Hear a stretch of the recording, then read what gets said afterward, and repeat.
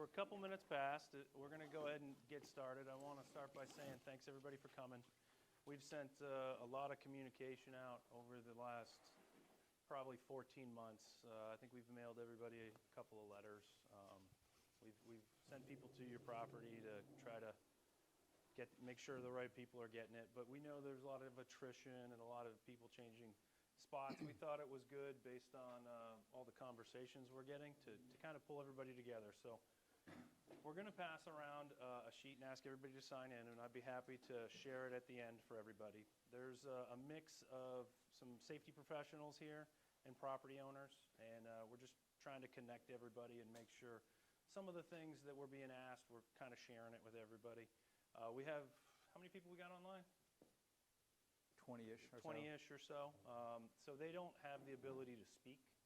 So Inspector Medley's over here kind of monitoring the questions, and when they pop up, he'll bring them up. But this is informal. If anybody's got questions along the way, please just raise your hand and ask away.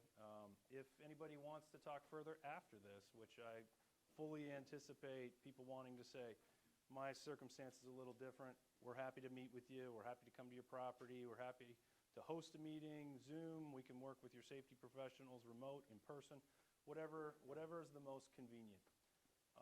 But we're starting a new Tier 2 evaluation process. The way we got here, some of the story is important for you to understand why we're doing it. In Cobb County, we have a Community Risk Reduction Division. That's our Fire Marshal's office, our Public Information officers who are recording back there, our Safety Village, which this is our Safety Village. Feel free to check it out after. And let's see, is that? Fire investigators. Yeah, and our fire investigators, of course. You don't ever want to see them at your property. So we do what's called a community risk assessment, which is a prescriptive requirement out of NFPA 1300. And fire departments as a whole are kind of being encouraged to use data to evaluate our current risk, because we're obviously different than Alaska or Florida or all these individual places. And so we did a community risk assessment, and we're looking at our risk from a data perspective, and we want to start trying to evaluate what's being sent in from a Tier 2 perspective. I know a lot of you guys are sending stuff in, but there may be a misconception that the Fire Marshal's office is looking at it and evaluating it.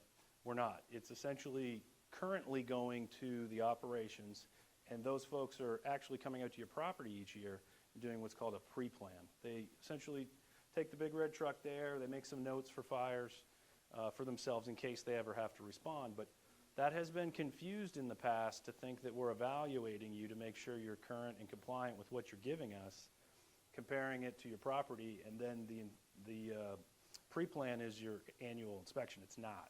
So you'll see when they come out in the future, they'll probably get you to sign something saying that it's not a safety inspection. They're just making notes in case there's a fire for themselves. And we're going to be starting to look at what's being reported on these Tier 2 reports. So I'm telling you this because we really have distilled this back to a very simple level, we think. We're asking you to assure us through the safety professionals that are in the room, or if you have any of your own on staff, that your sprinklers can put out a fire of the commodity underneath it. That's, you don't have something that can, basically be more than what your sprinkler system could handle. If you have a fire alarm system, that it's in line with it, it probably is not an issue unless you have like a lot of, you exceed your maximum allowable quantities, which you'll hear Josh call them MAQs. And then your egress system, we just want to make sure people can get out. But that's pretty much what we're wanting to get out of this round of asking folks to submit a letter from a safety professional. And we want you to engage with them. We want you to work with them. If there's any problems or some circumstances that are specific to your property, bring them to us. We'll work through anything you got. A couple of main points we want to say is we're not shutting anybody down. That's not the goal. The Fire Marshal's office does not do that.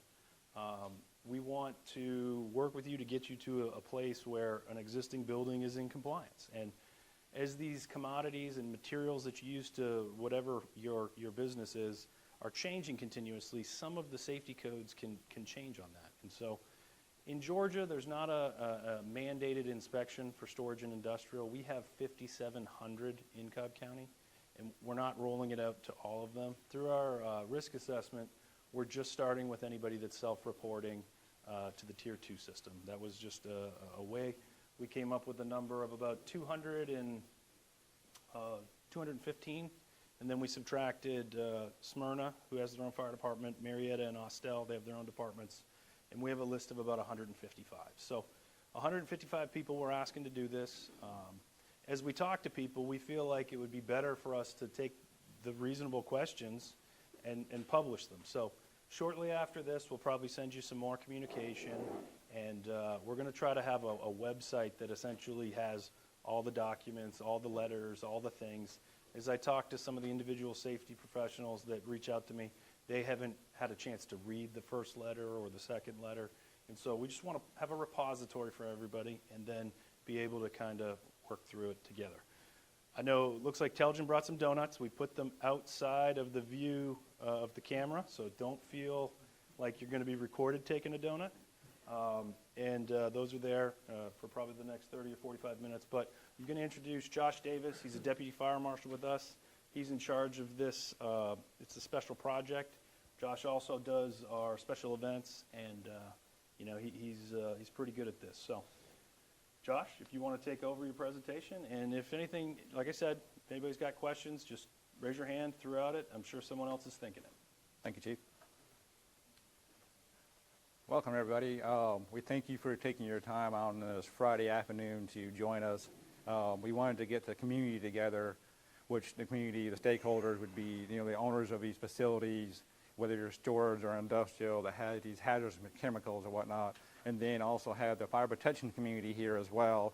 We work with a lot of these guys in here, so we're familiar with what they do and stuff like that, and they're very, very valuable to us. And sometimes for like the example of the stadium, when the stadium first came here in Cobb County in 2016, that's a stadium. It didn't really fit into the mold of a code, so a lot of these fire protection engineers kind of helped us through some of the challenges that we had with the stadium. So they're in this room here. They are very valuable to us. We use them when we have to. The code allows us to ask for technical help, so we welcome them in this meeting as well. Also, Mike Medley, who's over here, he's going to be helping me with some of the reviews of the reports. We are getting some of the reports in now, so we're starting to review some of that and everything. So this is what we have as far as everybody in this room. We also have people online that couldn't make it here, and hopefully you guys can hear us. And if you have questions, hopefully we can get those out to everybody. Yeah, so, sure. It's not Teams. I think it's a YouTube. If you give us his email, you just write it down. We'll send it to him real quick. Or email us real quick, because I just had to send somebody else the link. Yeah. Okay. Thank you. So Chief kind of covered this a little bit. Community risk reduction is I don't want to say it's a new thing. It's always been around us, but it may not be as known as community risk reduction. So I remember growing up in school, we would see these safety films like swimming pool safety or safety like, creating your escape routes out of your home, little stuff like that. Community risk reduction also includes stuff like with community development, or let's say zoning or whatever. You don't get a tire smelting plant next to a school or a daycare or something. A lot of this stuff covers under community risk reduction, so it's a lot of things. Like ours here in the fire marshal's office, we review plans.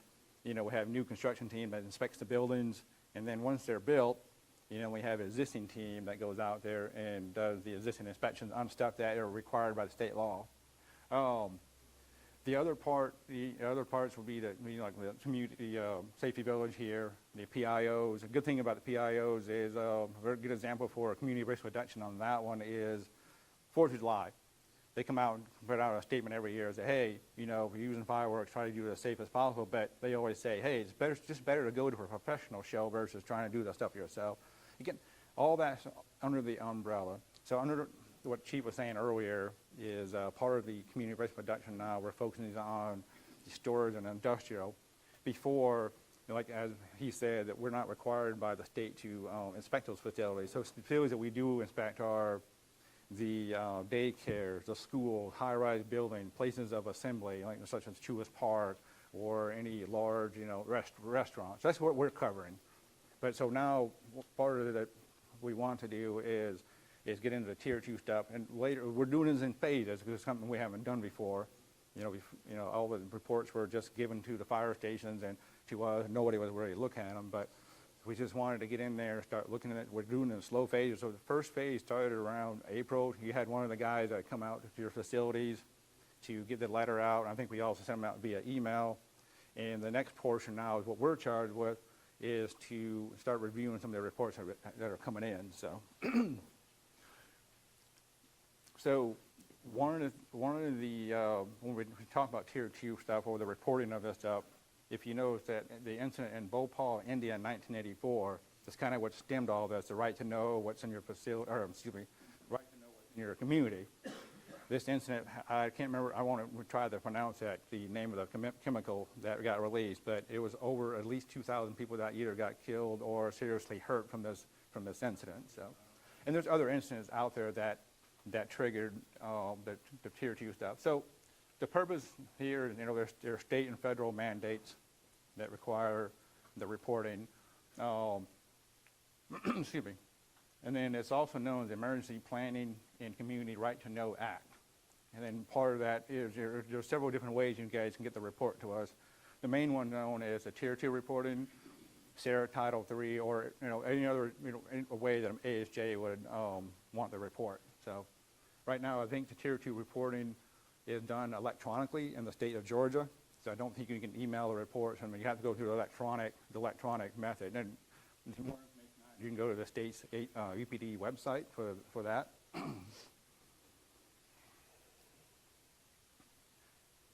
Yes, sir. Question. So what classifies an establishment as tier 2? Is there a tier 1, tier 3? What are the differences? That's a good question. Would you be Robert, able to can you? answer that for us? I'm not familiar with tier 3. Tier 2 is what we operate under for those users in Bhopal. And we're assisting folks to get their registration. Just repeat back what he said, if you don't mind. Can you repeat that? Oh, you didn't hear what he said? No, I didn't. Sorry. So, just because not everybody has microphones, we're going to try to repeat. Your question was, is there a tier 1 and 3, since this is tier 2? I was not aware of it. It sounded like you said there's no tier 3, and I'm not sure what tier 1 is. It's an EPD thing, and it's individually adopted. It's a federal thing, and it's individually adopted per state. One of the things we plan to do, I mentioned earlier, is we're actively developing like a website where we can put all this information, but it's a threshold of, my understanding, when you have a certain amount of chemical, you're mandated to, by federal law, which is adopted state-wise, to report. And so we just went to the EPD and said, hey, can we have a list of all the properties in our jurisdiction? They provided them to us, and then we extracted Smyrna, Marietta, and Austell because they have their own respective departments. So the EPA has a list of lists? D, yep. Yes. No, You have, yes, they do, but it doesn't affect your tier 2. Okay, sorry, we've been doing it. that's where you get the chemicals, right? No. No. If the chemicals in your building exceed certain amounts and they meet certain hazard classes, you still have to report them on your tier 2. If your chemical is on a list and meets a certain volume and hazard class, that's a federal PRI report. If there's any interest in learning more, I'm happy to host another one of these and kind of dig into the how, why on the tier 2 system. But I can tell you that several years ago, I just knew it as the report that was submitted. It used to come in the mail. We'd get it. And we'd go, what are we supposed to do with this?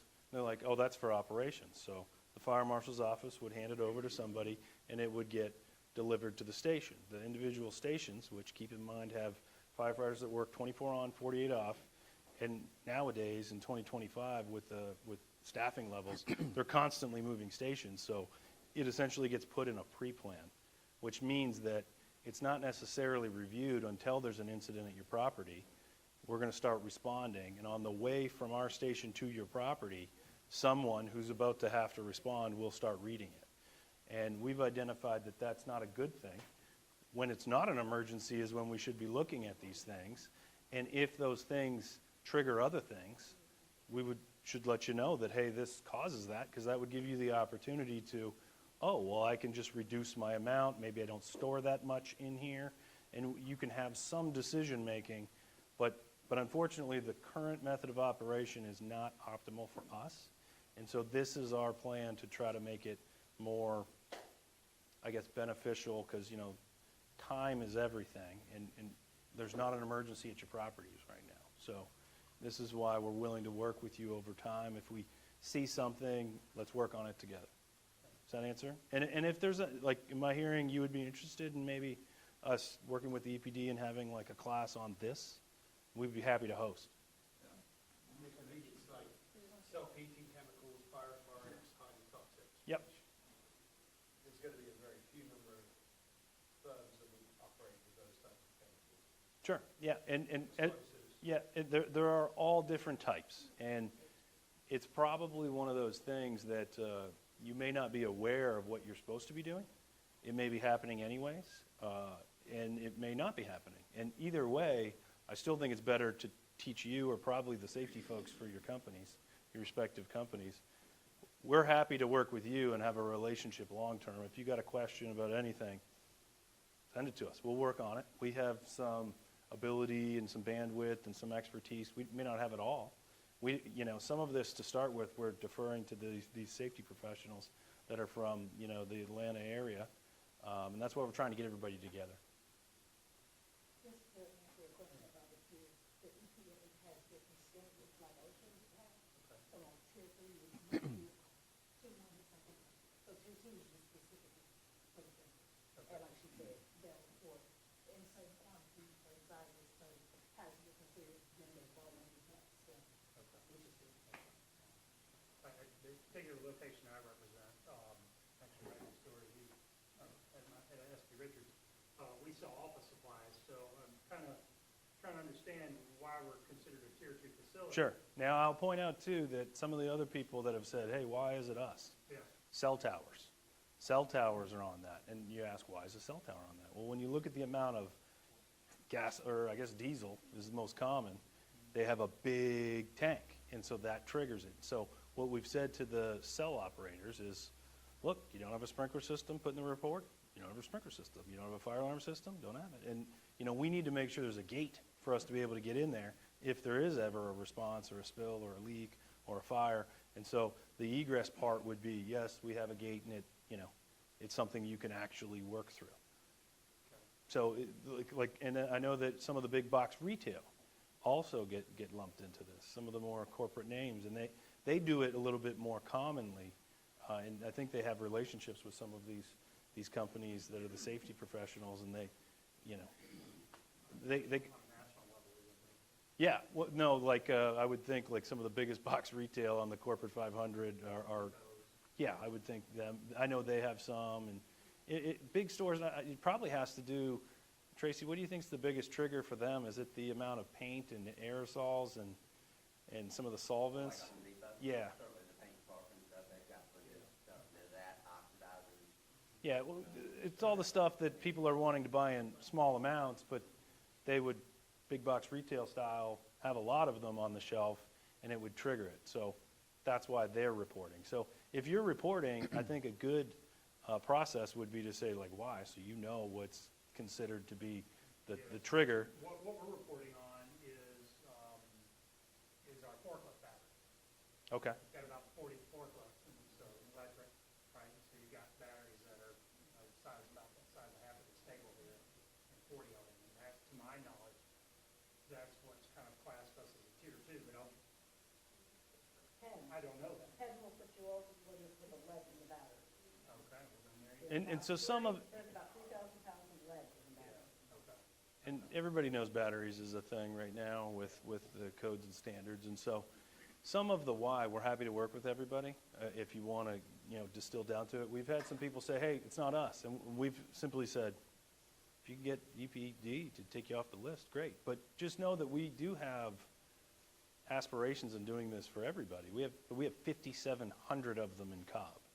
And the 150 we have here is taking a lot of effort between 3 of us. And so we're starting with something, but we think there's a better way than someone just sending us something, no one looking at it, and us putting it in a file, so the guy or girl that responds to the fire reads it on the way there. That's a risk to us, especially in 2025 with some of the challenges we've had with hazardous materials. So we're trying to lead a little bit here, and you'll see some of the other departments.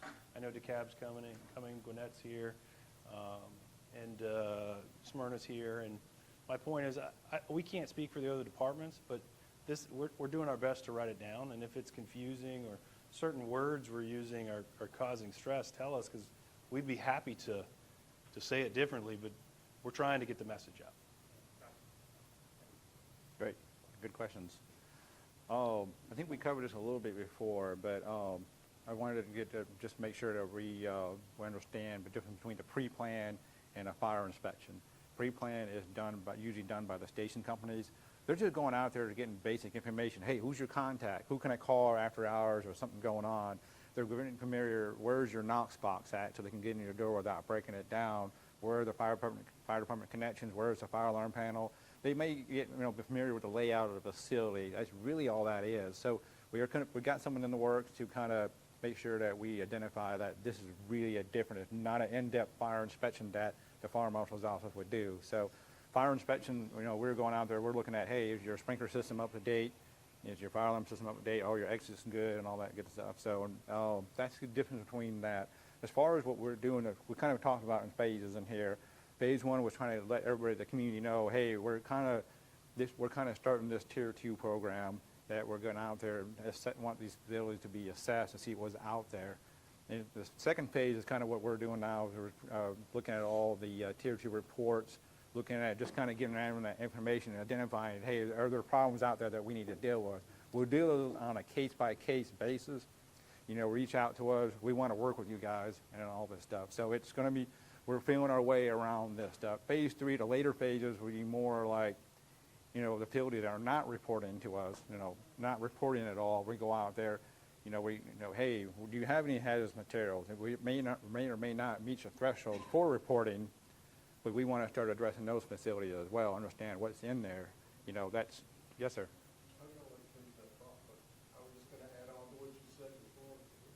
When our fire crews come around and to do the pre-incident plan at the 2 places, while it's not right an inspection as we would do from the fire marshal's office,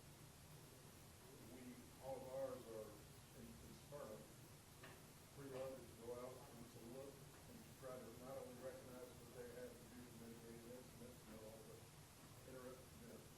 features of your facilities, but also to pay attention to those things that may be life safety stuff, like if for some reason there's blocked exits or the fire sprinkler system is red tagged and that somehow that can communicate over. So don't be surprised if they point that out when they come out there.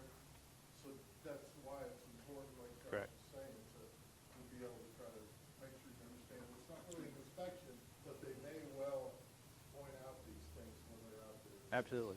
Hey, I'm just going to repeat a little bit of what he said, because I'm getting reports the audio is challenging for anybody that doesn't have a microphone. Pre-plans are the easiest way to explain it to a non-firefighter is they're showing up and they're making notes in case they ever have to respond to a fire there. They're concerned about the exits, where the control shutoffs are, because these can be 2 o'clock in the morning, 1 o'clock, 1 o'clock in the afternoon, and they're essentially making notes on how actual real-life emergency, they're going to reference these notes, and it's called a pre-plan. We do that because of our community risk assessment as well. So they don't get to sit around anymore and work on their cars. We make them go out to everything in their district and look through it. And so they're making notes for somebody that may be on a different shift. And so the confusion has been brought back to us, and I can see how it would be confusing that is not the same thing as when we go to places that serve alcohol over 100, large occupant load places, the mandated inspections, schools, apartments, high-rises. We actually show up and write violations and make them fix it. When the firemen are coming to your property, it can seem like the fire marshal's office is coming to kind of evaluate some of this, but that's not what's happening.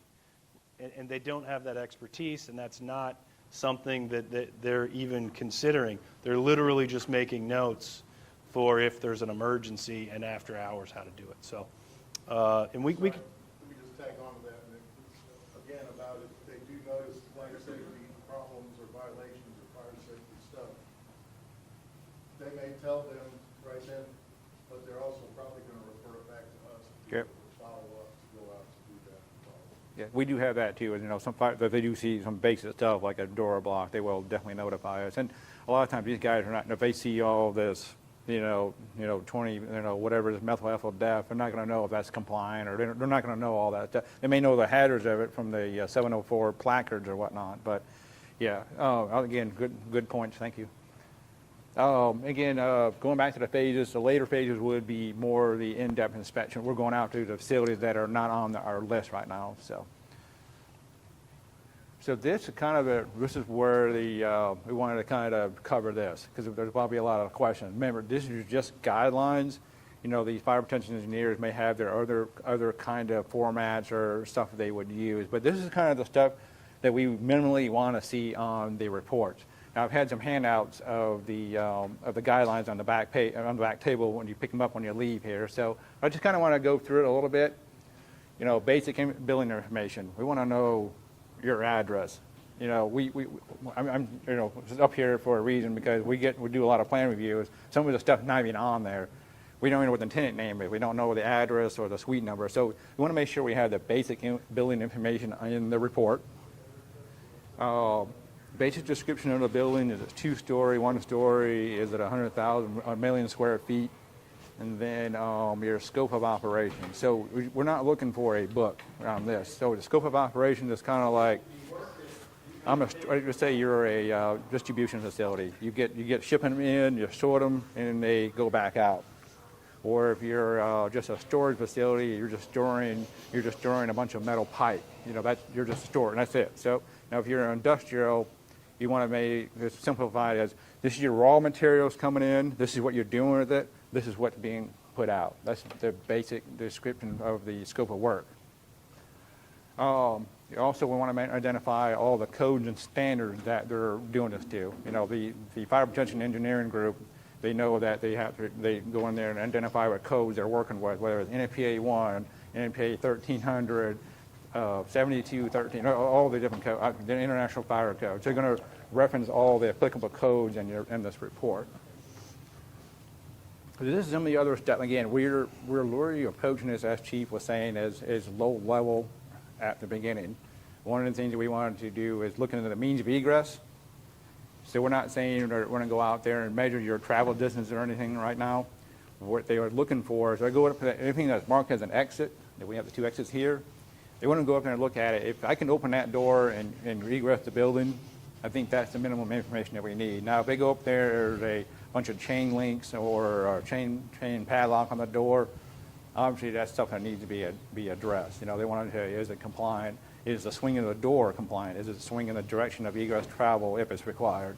So we want just a small assessment of that. And then the other items we're covering is the fire protection system, which is sprinklers, fire alarm, or any other fire suppression systems you might have out. It could be a clean agent or a foam system or whatever you might have out there.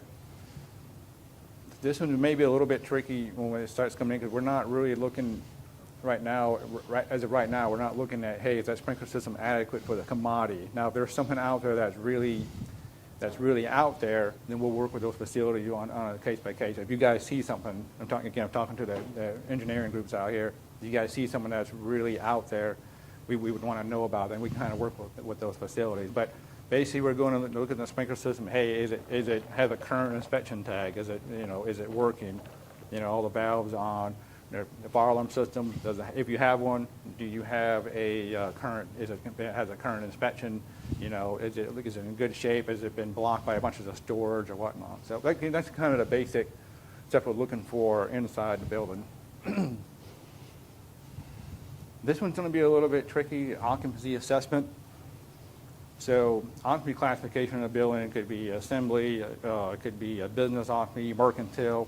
Mainly what we've been working with is either storage or industrial. Now, if you go in there, the certificate of occupancy says storage, but it's actually a sawmill or something, or woodworking shop, well, obviously that classification doesn't meet, so that's something we're going to have to work with. The other item is when you get out there, and this is something we have not done before, but we are looking at this moving forward. A lot of facilities say if you exceed your maximum allowable quantities, you're actually also an H occupancy. That's identified in the fire code. So that brings up other stuff. It could, I've just thrown a couple of, let's say this is an H3 or H4 or whatever. It may require you explosion-proof lighting or something like that. Now, that's what something they'll be looking for. If you are an H occupancy, what we'll do is evaluate that, and we may be issuing what we call a fire-only CO, excuse me, a fire-only CO, and just tell them, hey, this was going to list all the steps, it's required for an H occupancy. And then, of course, the hazardous materials assessment. So this is where you're looking at everything you have there. If you over your maximum allowed quantities, or are you exceeding it? Now, the Tier 2 report, I can't say, if everything on the Tier 2 report, the thresholds there also meet the maximum allowable quantities. I can't speak to that. So, but so that's one of the things that we're looking out to the engineering group to help you guys with, and help us out with. You're out there classifying the materials. Hey, are you identifying, is it over the maximum allowable quantities or is it not? And then some of the recommendations for compliance. Some of the reports I read was one of the facilities that were like 5 pounds or whatever less than the maximum allowable quantities. So the recommendation was, hey, make sure you have a plan in place that you don't exceed this, or if you are going to see it for a small period of time, store it outside. Keep it outside to keep it under. That's the recommendations that we're looking for. And then miscellaneous information, we're not looking for a high-level drawing. If you have a drawing of a facility, please provide it. If this is where all your hazardous materials are. This is where the office space is. If you have a real basic drawing, we're not looking for engineering drawings. Just looking for a basic layout, a leasing plan, or whatever you have is sufficient for us. Well, and one of the things, as I explained earlier with the pre-plans, our goal is to make it so this document is available to them. So if there's something you want the fire department to know, feel free to put that in there, and we can help facilitate getting this information to them, because you would be surprised after hours on holidays when there's things happening at odd hours, how much information somebody that's not on the property would like to know. So, they can force entry, if things like that. We don't want that to happen. Where your Knox box is located, hopefully everybody knows what a Knox box is. If you don't, it's a box that only we have the key to, so we can, go to the correct place to turn your system on or off. If it's an unwanted alarm, we would know, and it would cut down time. So some of this information, our goal is to get it to the operations. And I'll point out that some people online have said it, the font may be small. We'll get everybody this presentation if you want it. Yeah. The guidelines I was talking about will be emailed out to the entire group. So. And if you have a question, I'll bring my microphone towards you, and then that would help as well. Yeah. It's just if you're not mic'd up, they can't hear online. And then the last item is any other supporting documents that you guys can provide us for the evaluation of the report. So basically, when we get these, we'll review them in a timely manner, and obviously, if we have any questions, we'll get back to you guys and ask any concerns we have. Hey, what about this or whatnot? And we'll work that through the plan review process. So that's basically what we're looking for, the engineer guidelines for this report. Again, this is just guidelines, whatever the fire protection community, whatever your standards are, whatever you got to do, as long as we have some of this basic information, that's just what we're looking for. So, and the last part of this is we want to turn it over to the questions and answers, and anybody has any questions out there. I know there's a lot of good questions. Like we had one the other day, and Chief was talking about. They had some of the materials were Tier 2 stuff, and a lot of the materials were not. We just basically said, you know, they didn't, I guess they didn't have the time, correct me if I'm wrong, they didn't have the time to kind of get through the assessment? Well, there are some people that have a lot of small, like amounts of things, but lots and lots and lots of them. And ultimately, we're distilling this down to, can the safety professional say, the sprinkler system can put out a fire of what's below it? And if they need more information, then we're probably going to say we need more information as well. And if, like, the three things we're really looking for is, do the sprinklers work, does the fire alarm meet, and does the egress meet? If for some reason it doesn't, for said reason, we're happy to work with you on whatever that reason is to say, okay, this works for now, but let's have it by, next year's report. And so we're happy to kind of let you know we want to know, and that would allow you to potentially engage with some of these folks. There's just different. Some people have lots of little amounts of things. Some people have just one thing and a bunch of it, so it's easier. But when you look at some of these Tier 2 reports, it's hard to tell what some of these chemicals are. And ultimately, the fire protection engineers or the other safety professionals are trying to put it in a category so that they can understand if it meets sprinkler protection. And so we would say to you, as you're bringing in all of these commodities, and they're constantly changing, because we're not wanting to disrupt your business operations, it would help if you knew that we're going to want to know that it's either a this, or this. They're trying to identify what type of X it is. And so us teaching you to be able to teach them or us would be valuable here as well. And so we'll as we see questions that are good, and we've talked to several of these engineers here, we aspire to put them online and make it so that you can understand. And I'll throw out there that if at any given time, any of these property owners want to talk about it, we'll come. We just need to schedule it. And if you want us to come to you, great. If you want us to host, great. We'll work it out any way we can. But we do need to work together to get to some level of compliance. And we understand that some of these buildings I've been involved in can be 40 and 50 years old. But we have the older codes. When you get into the ICC codes, sometimes in Georgia, the existing I code is not adopted. So you don't have the ability, when you're looking at a building code, to retroactively look backwards. We're trying to put everything through the prism and frame of the life safety code as adopted in Georgia. And so we will say that we think if there's some challenges, we're pretty good at figuring out how to get over those because we have to deal with all of them in the county. And there's lots of people that don't have prescriptive buildings. And but there is actually a code process to be able to have a non-prescriptive code. It's Chapter 4 and 5 of the Life Safety Code. There's a whole section on how to not meet the square peg, square hole circumstance.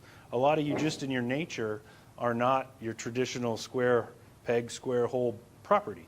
So if we need to move towards alternative means and methods, sometimes it's called performance-based design, we're willing to do that.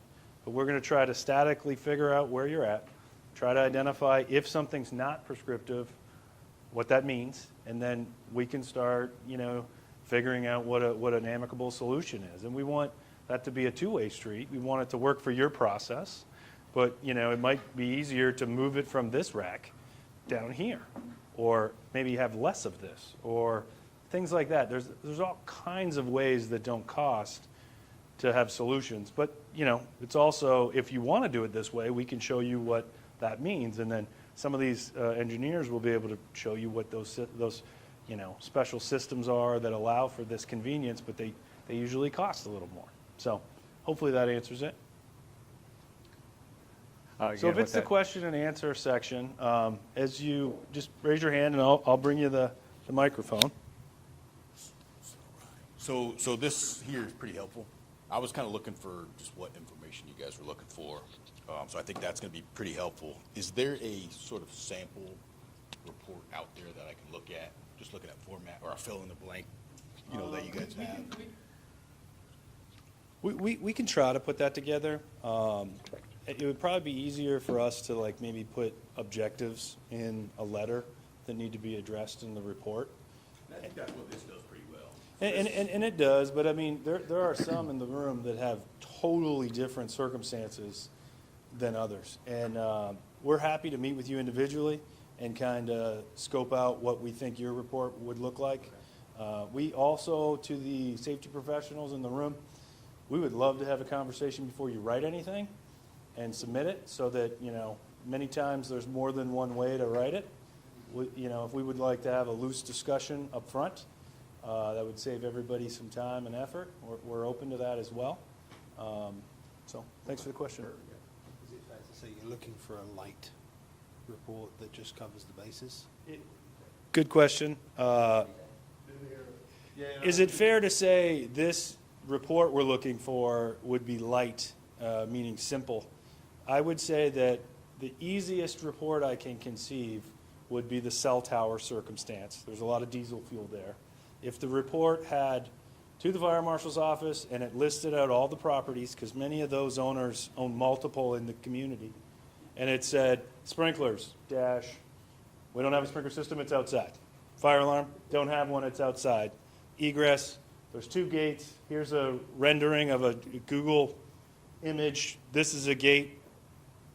And then you signed it, we would check that off. And so it's going to get more complicated as you start introducing sprinkler systems, because we're going to want, there are some design guides in there. And if you have an older building, we're willing to respect those older design codes. Like I said, we have codes that go back to the 30s and 40s in our library. And we're happy to share them with your design professionals. If we've given you a certificate of occupancy, it will say on the certificate of occupancy that your building at this time, to the best of our ability, met code, but if anything changes, you may need to get a new one. It'll say that in a paragraph. Well, some stuff's changed, and we're willing to be respectful to the fact that you're there, you've been compliant to the best of your knowledge. If something, is not, let you know, and then we can work together through that. But older systems for sprinklers were totally different than 2025 systems, and we're willing to work through that together. But ultimately, to the lay person in here, we're just trying to make sure the sprinkler system, if there's a fire, can actually put out what's below it.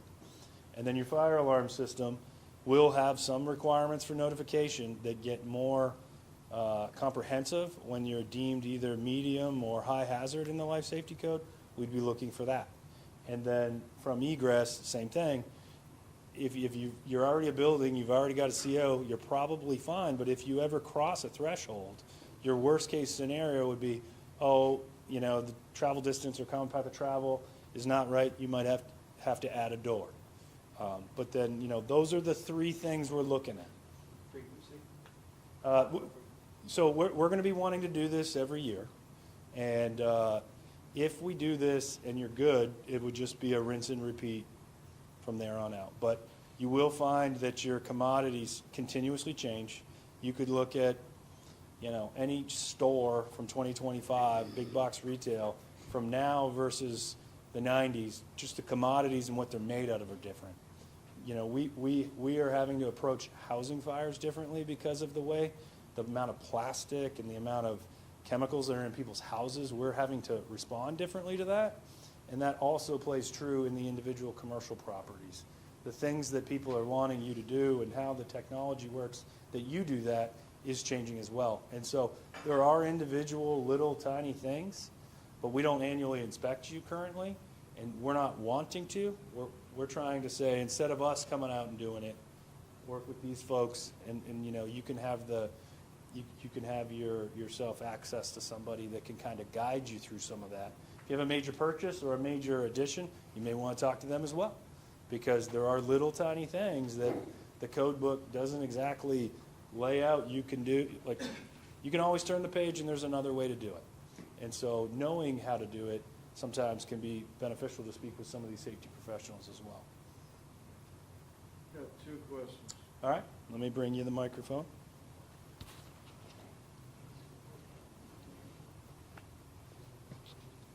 All right, for the engineering report, do we only address hazardous materials so they're reportable? In other words, those above the reporting threshold for Tier 2? So I believe this is the question that Josh kind of mentioned earlier, we got earlier in the week. we're not just looking at the chemical that triggered you to be on the Tier 2 list. We're trying to say, you're a property, you have a sprinkler system, any of your commodity underneath the sprinkler system, can your sprinkler system put it out? And I would think that most people would want their sprinkler system to be able to put out a fire below them. And you may not realize that some of the stuff you have on your shelf could, exceed the ability of your sprinkler system to suppress it. And so some of this may be realizing that you didn't know something. And so this is kind of a learning for us to know what you got, as well as you to know that that one thing is important because of, and we can insert the said reason. What was the second question? Second question is, currently we submit Tier 2 through E-Plan, which is the state system. Would we need to submit a copy to you? And is the Georgia PE stamp mandatory, and why? Okay, so they're totally different systems. The EPD has their own jurisdiction. That's not us. The Right to Know Act stuff that Josh mentioned is in entirety a federal program that comes down from the state. That's different than what we have, what we're asking for. What we're asking for is an individual report. Whoever you use to submit it on your behalf, we're asking for them to be a safety professional deemed that by the state of Georgia. I believe, and any of the professionals in the room feel free to speak up, but Georgia is unique. I believe a fire protection engineer, a mechanical engineer, an electrical engineer, and an architect can all technically work in certain environments if they're willing to sign and seal it themselves at the state's level. We're asking for you to engage with a safety professional that has some level of a practitioner license for safety. We have commonly seen things for occupant loads. Sometimes architects can get in that environment. We've seen some structural folks deal with some stuff that gets into life safety. We're not trying to be a judge on that. If the state of Georgia deems you to be, a safety professional at this level, we're good with it. And we're asking for the safety, and those can be on your own staff. Now, some people will say they don't want their own staff stamping their own property stuff, but we also have some very private things where their staff does it. So we're good with anybody as long as they have a Georgia license. We're going to ask you to send them to us directly. We have an email address. What's it? Tier 2 reporting at Cobb County. Tier 2 reporting at cobbcounty.gov. Obviously, you can email it to me directly, Captain Davis or Inspector Medley directly. We're going to have a repository and a list, and we're just, when you're in a good spot for this year, we'll check you off, and then we're going to try to do it again a year later. And once you become compliant, hopefully we're only going to be dealing with the adjustments for it. But like I said earlier, we are going to be looking towards trying to roll this out past the Tier 2. It was just what we could handle at this time. So you do want it sealed? Yes. Yes. Those? Okay. I'm going to ask a quick question. I read the words here, and I've heard some other words. I think I hear other words when you guys are talking. I see, it mentions compliant egress arrangement. When I look at that, that means a compliance, to me, 100% compliance with a life safety code. Travel distance, common path, dead end, door forces, door swing, occupant load. I also heard we're really not looking for that. We're looking for more of a cursory inspection to ensure that the egress that's available, that's there, is available, not blocked, not locked. And I'm certainly, I think that's what you want. And I would prefer that, it seems like there's a little disconnect. And then the other with the sprinklers, that, it says that the design meets the hazard. I think we're thinking about design criteria. Design density, number of sprinklers, operating pressures, things like that say that they're commensurate with the storage method and stored items that you have in there. Is that where we're at? Sure. And so those are good questions. I would say that I don't have an expectation for you to do a flow test. I don't have an expectation for you to reevaluate, some of the previously commissioned and accepted standards. And we're also happy to open our file up that we have on you from all of your permitted construction over the years. If we've already accepted something, we're trying to maintain that it still meets that. And so when it comes to egress, we're trying to mimic what a fire inspector does when they go out to a high-rise. What they do is they're trying to make sure there's the right number of exits. They usually push the door. I don't need you to have the engineers to measure the force on the door, but if you push the door and you got to kick it, you might need to get some maintenance on the door, because we're essentially wanting them to open and close correctly. If you're walking through and the door's chalked open, some fire marshals hold those door chocks as like a, badge of honor. They have bags of them. That would be something that we would say, hey, you got to remove the door. Now, there's alternative ways, and your safety professional could say, hey, you can get if you have a fire alarm system, you can have a magnetic hold open, and then if the fire alarm ever goes off, it closes. You see that a lot in schools, but we're trying to mimic what an annual inspection would be from a third party.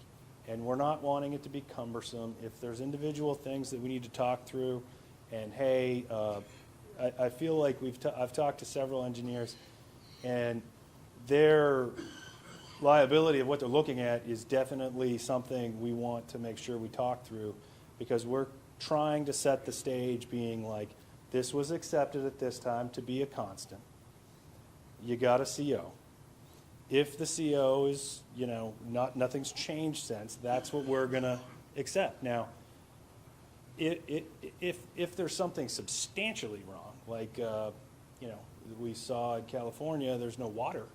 We wouldn't expect the fire protection, at the hydrants, we wouldn't expect the fire protection engineer to be catching that. We have to, at some level, assume that the hydraulic calculations we accepted, the riser density we accepted is X. It hasn't gotten worse than X. There's going to probably be some understanding. If something's really different now, we can talk on that on a case-by-case basis, but the goal is not to rework any of these individual systems. Does that kind of answer it? That's kind of where I was thinking it would go, but I felt like the words didn't really say that, and I don't want folks Sure. to do more than. Yeah, and I think some of that too is anybody that's wanting to pretty much have a conversation about what the report's going to do before you write it. I mean, that's something we traditionally like to do, and we can, before you fill it in. But I mean, like I said, with the cell tower, I mean, if it was 150 words and said sprinklers none, fire alarm none, egress, here's a gate, here's a picture, here's the addresses, we would accept that. And if for some reason something that we're putting in there is causing you to think like, oh, well, we can talk through that. And we can talk through that in private. We can talk through that over emails. Just know that, we're trying to be respectful that you have a business, it's operating. We're wanting to get away from the Tier 2 report just going in a file where no one's looking at it except when they're responding, versus, now we're going to try to review it, because there are some people that have adjusted their chemicals, and they thought we were looking at it. We're not, and so we're trying to change that to be, like a two-way street on that. Hence, some of the safety professionals being included on this will allow you to have some of the freedom for those conversations before we see stuff. I was just going to say, I know you use the cell tower as an example with one chemical. We obviously have clients that have thousands of chemicals in one facility. So as a PE writing a report for a client and understanding the purpose of this document for you guys, would it be beneficial to, and earlier you mentioned not necessarily just indicating the worst chemical or the worst thing in the facility. I understand you want to see all of them, but should there be a way that we write the report and put, these are the key items to note, this is the most corrosive, this is the most flammable, the most quantity, something to that effect, so that you guys understand that when you're rushing in, that this is your problem child to watch out for? Sure. Do you want that highlighted? Yeah, and I would say that when you have that circumstance where there's thousands of chemicals, I am okay with the property owner saying not to exceed amounts. Because I know there's a static amount today that changes 15 minutes from now, that changes another 15 minutes from now. So if there's some concept that we know that we're not going to go over this, and it's below that, I would encourage you as the person that needs that information to complete the report, to have a conversation with them to potentially write that so that you can have an appendix to it. And another thing I would point out too is knowing some of the properties, it may be valuable for you to look at the records we have previously accepted. All right, because there's been some level of a compliance review and check for the newer buildings that's been quite comprehensive. And if, for example, we released something in August of last year, probably not much has changed. And if there's freedoms in there that you could adjust your report to not have to reevaluate everything, but you're going to have to say it like this, we're happy to have those conversations with you, because the intention is to not get you to redo everything. What this is trying to do is start the ball rolling. We're all 150 of these properties each year are doing some level of an internal check themselves with a third party.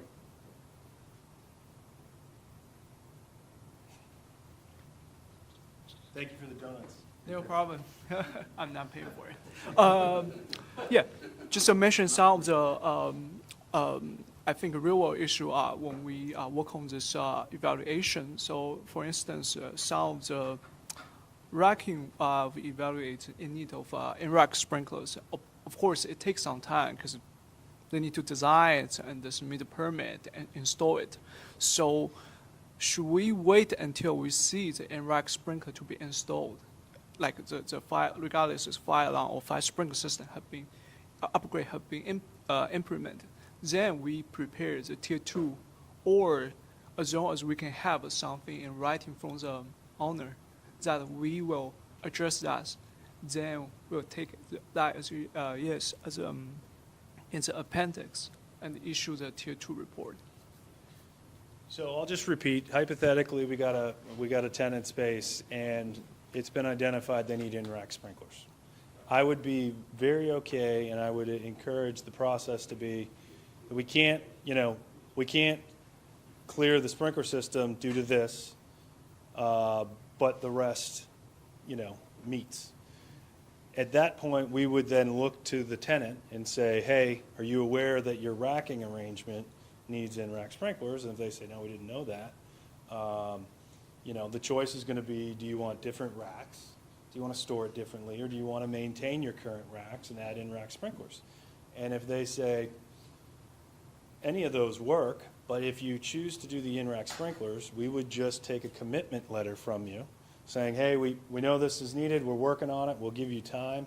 We would ask you to ask for 30 days to get bids, another 30 days to get permits, another 90 days to install, something that makes sense for the current environment, and the report is almost independent of that. Or I would encourage you to potentially include it if it's coming at the same time. But I would point out that the individual businesses would be valued by having a conversation to say, well, how do I get out of having in-rack sprinklers? It might be simple enough to adjust it, change it, the base of it could be. There's so many little nuances that the potential way out of needing the in-rack sprinklers is definitely worth the conversation with the fire protection person or the safety professional, and then you can make a choice that makes sense for your business. Because there's always changing it so that it's not that way. But that is easier said than done in some circumstances. Like someone mentioned a Home Depot, their racks are nationally almost all the same. That's how, like, when I go to certain places, I know, the plumbing's in the back. So they're not going to want to change it. But if it's your business, if it's a small individual owner, or maybe we just store that differently, and that's a potential solution. So I would, any of those three things we're talking about, egress, fire alarm, and sprinklers, if for some reason it doesn't meet, our next question is going to be why. And then the question after that is going to be, what do you want to do with it? Adjust it, keep it, or modify it, right? And so you can always adjust it to lower amounts or store it independently by itself, or, you know what, it's just easier for us, we like it this way, we're going to add an in-rack sprinkler. But we would capture that in an annual or in a commitment letter, and then we would, it would be in the history, and you would have a permit, and it would be good to go. And when we perform the tier 2 evaluation, my assumption is that we want to focus on the areas that where the hazardous material are stored, not really like throughout the building. For instance, there's an office area where there's no storage. So, because I try to kind of limit the scope as we are hired as a consultant. Now we are not really wearing the fire inspector hat to check everything. Yeah, good question. But I mean, we would essentially, if it's a business area, I think it's a business area, you can tell. If you have a business area and it then starts gravitating towards like a laboratory, it might be something different. But, you know, looking at a plan or one of the plans we've approved in the past, you'll probably see this is all business, this is all office use, this is a break room. You know, those are probably pretty safe assumptions. I'm not expecting you to check every shelf and check every, you know, individual place something could be stored. This is very high level, but if you have a business and you have a lot of, you know, plastics or certain types of chemicals, that should be the focus of the report. Question. So if we don't have a safety professional that's been through this process before, or we're not going to, you know, hire a safety professional to go through this process, then we could reach out to one of these firms, right, from the sfpeatlanta.org. Yep, so just SFPE Greater Atlanta Chapter is a group of fire protection engineers. It's a professional organization. We reach out to them so that it's not individual. But as we went through this, it became obvious that we do want it to be quick for you if you need one. So we've tried to develop a list. There's some people in the room here that aren't on this list that we would love to add you. And I think we even added, if you know anybody, we can add whoever to the list. But if you start calling fire protection engineers online, it has proven to not be fruitful for you because people will tell you you need what you need. These are people that we work with commonly. We're not endorsing any one of them.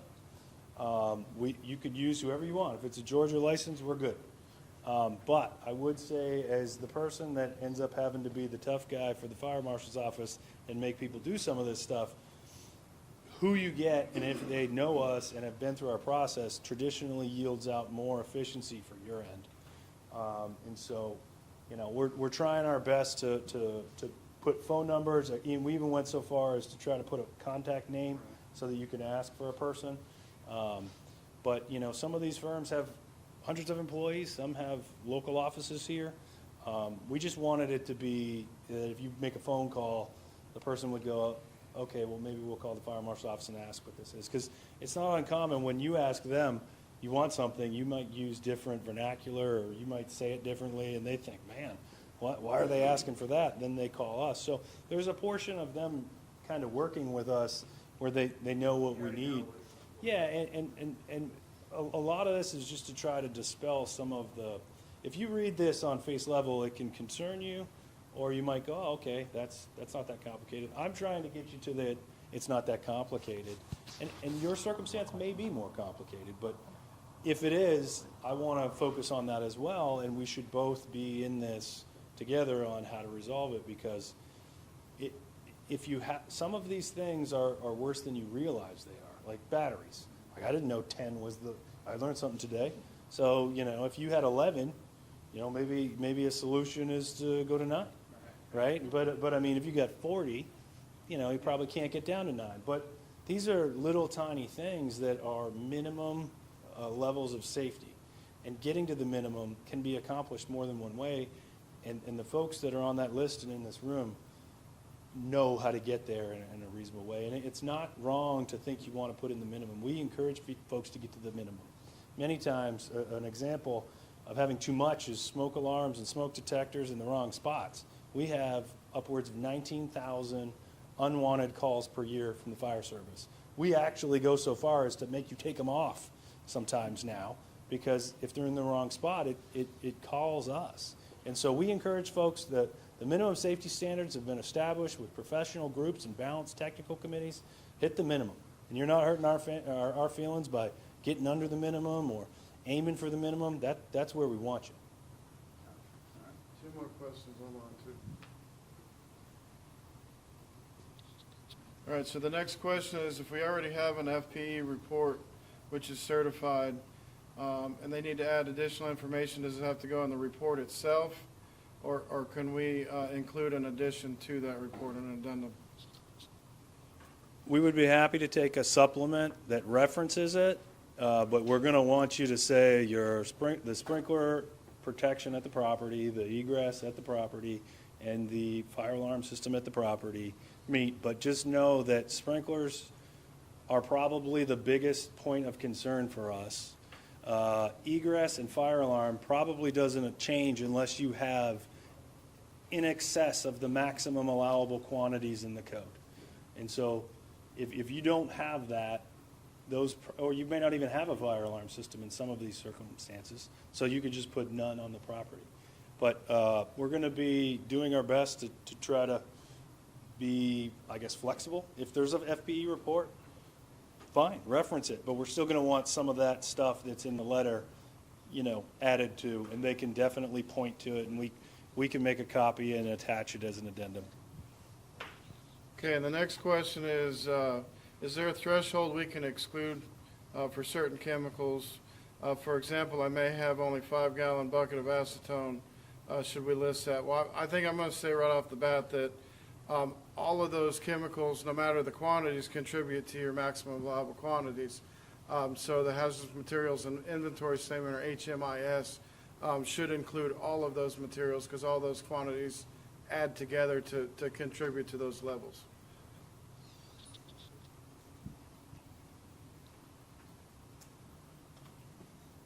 Anybody else? Going once. Going twice. You mentioned Huh? the inventory level,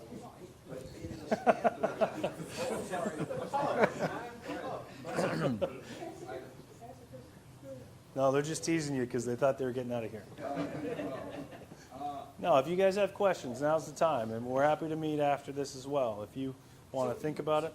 So he mentions the inventory statement, right? But then, when you're reading the code, it says that the Tier 2 report can serve as the inventory statement. But then If that's all you have, but all your chemicals that you have on site contribute to the levels that are in the maximum allowable quantities in the fire code. And so those are the numbers that govern the classification of the occupancy, whether it's high hazard or not, sprinkler requirement, all that kind of thing. So even though individually those quantities may not be of a reporting level to have to report to Tier 2, that all has to still go to building fire protection requirements. Right, so that's the classification I wanted. It's not enough just to use the. Correct. If that's primarily all you have, then that would be sufficient. Circumstances will define it. But there's a portion of some of this as well that the code book is assuming you're doing some of this anyways. It's just our perspective has been that if we're not forcing you to turn it over to us, it's not uncommon companies don't do it. And so, if there's a circumstance and say it's not in Cobb County and something bad happens on a property and they have too much, people like your insurance company, the lawyers, the litigation related to it is going to say, hey, these codes are out there. You're supposed to be doing some of this stuff anyways. What I'm trying to say is, look, we know as well as most of you that if we don't ask for it per year, it doesn't get exactly done that way. So we're going to start asking for it. And, we started sending out letters in 24, kind of giving a deadline of the beginning of the year. Anybody that's not done, you're technically over the time, but we're not freaking out. We know that we're going to have to get to a point where you're a little bit past before we start talking about it. This is the year we want everybody to start turning your stuff in. We have some already coming in. But some of this you're supposed to already be doing. And if you're not hurting our feelings. But the portion of we are trying to be respectful to the community, to the occupants, as well as our firefighters that are going to go in there under emergency conditions. And so we think that the way to do this is say, we're going to start looking. And that's what the point of all last year and all the information going out is. And now hosting these meetings is to try to get rid of all the confusion and work with everybody individually. But we want to, per year, get to the point where we know reasonably that it's in good shape because each year we're doing this. And, you may find that there's stuff you're going to learn about it that you're not doing, and it doesn't hurt our feelings. We do inspections for a living. We see all kinds of stuff wrong, from the best customers to the worst customers. People have people that work for them, and people forget stuff. But we need to get everybody on board here. This room's probably full of the safety folks related to your properties. So I want to embolden you to understand what we want. And if you need me to help give you an individual letter or help break down a code section or explain why so that you can get somebody above you or in your company to go ahead and understand why you're doing it, I'm happy to do that. But we need to get everybody kind of on the same page of, do your sprinklers meet? And that can be a loaded question. And, Tracy knows more about sprinkler codes than I do, but we're not trying to be overly intrusive if we're not. If we've commissioned it from this date, we're okay to put that on the equation of it was accepted at this point. If it's off, or this detail, or this pressure point, or this is not exactly available, we're okay to say that we're not checking that part if it's not relevant to the total risk. But the type of risk and the type of property and what we're looking at underneath it makes sense, And so we're happy to have the individual conversations. Nick, just from a business perspective, as an engineering firm to the owners, the firms that you see on the list and all of us in this room, to be fair, we're expensive, but you're going to find that you get a benefit from dealing with these folks for multiple years, right? So that first version is the biggest lift. And from that point, you have iterations on stuff that you already have. And so I would encourage you, when you reach out to the firms, to talk about multiple years rather than a one-off inspection, especially as the county's requiring this annually. Because, for Tracy or Brandon to walk around your facility for a couple of days, gather all the information, do the analysis, that's a lot of effort. To then back check it the year after, that's not a lot of effort. So just something to think about when you're looking to contract the safety professionals for what the county's asking for. I have one more question too, and you can just reiterate this. They're just asking, is there a new deadline extension for the report submission? Question is there a new deadline? I would say that we ultimately gave a deadline at the beginning of this year. We know who has and hasn't done that. We're happy to work with everybody to, on an individual basis, to get it this year is where we're really trying to get everybody to have something in our hand. We did give basically deadlines, knowing that it probably wasn't going to happen because just unfortunately this is the way things are. If somebody needs individual extensions or things like that, we'll be happy to work with them. But if somebody says ultimately we're not doing this, I mean, it's hard to give them an extension on that. And so if somebody wants to discuss this further in your individual context, like I said, we're happy to come to you. We're happy to meet privately. We're happy to keep things confidential. There's lots of properties in the county that have some very unique things that you don't know are in there. We have customers from the FBI to the federal government to the Colonial Pipeline, which, whether you know it or not, is a strategic, very important property for this country.